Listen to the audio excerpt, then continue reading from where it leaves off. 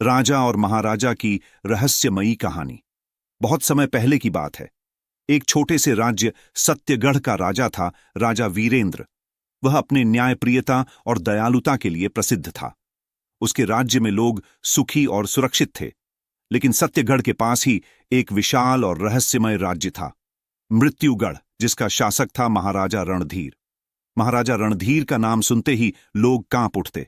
कहते थे वह अपनी शक्तियों के लिए किसी अज्ञात जादूगर से मिला था और उसका राज्य अंधकार और रहस्यों से भरा हुआ था। अचानक घटी एक अनहोनी। एक दिन सत्यगढ़ के मुख्य सैनिक दौड़ते हुए राजा वीरेंद्र के दरबार में पहुंचे और कहा, महाराज, हमारे राज्य की सीमा पर मृत्युगढ़ के सैनिकों ने डेरा डाला है। वे किसी गुप्त योजना के तहत यहां आए हैं। राजा वीरेंद्र ने तुरंत सभा बुलाई। मंत्रियों और सेनापतियों ने सलाह दी कि युद्ध की तैयारी की जाए। लेकिन राजा वीरेंद्र ने कहा, युद्ध अंतिम उपाय होगा।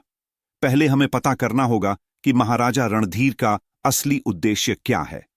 गुप्त मिशन की शुरुआत राजा वीरेंद्र ने अपने सबसे भरोसेमंद जासूस अर्जुन को मृत्युगढ़ भेजा।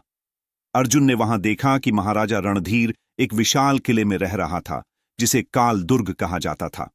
अर्जुन ने पता लगाया कि महाराजा रणधीर एक दुर्लभ रक्तमणि की तलाश में है, जो सत्यगढ़ के जंगलों में छुपी हुई थी।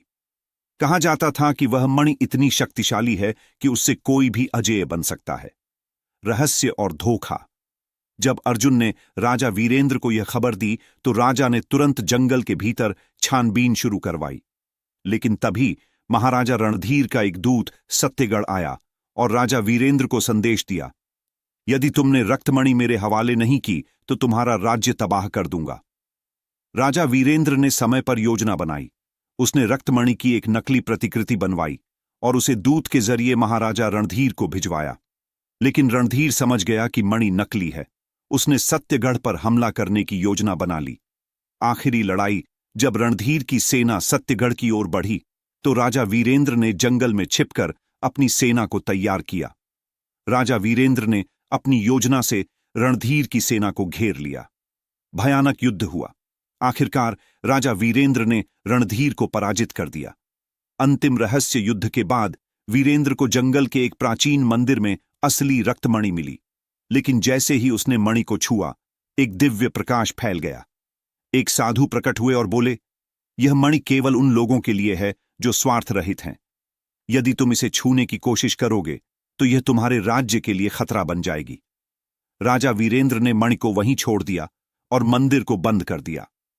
सत्य की जीत। इस तरह राजा वीरेंद्र ने न केवल अपने राज्य को बचाया, बल्कि अपनी बुद्धिमानी और न्यायप्रियता से यह साबित किया कि सच्चाई और साहस हमेशा जीतते हैं। दूसरी ओर महाराजा रणधीर का राज्य धीरे धीरे नष्ट हो गया, क्योंकि उसकी शक्ति स्वार्थ और लालच पर आधारित थी। इस कहानी से यह सीख मिलती है कि सच्चाई और नैतिकता का मार्ग हमेशा सबसे शक्तिशाली होता है।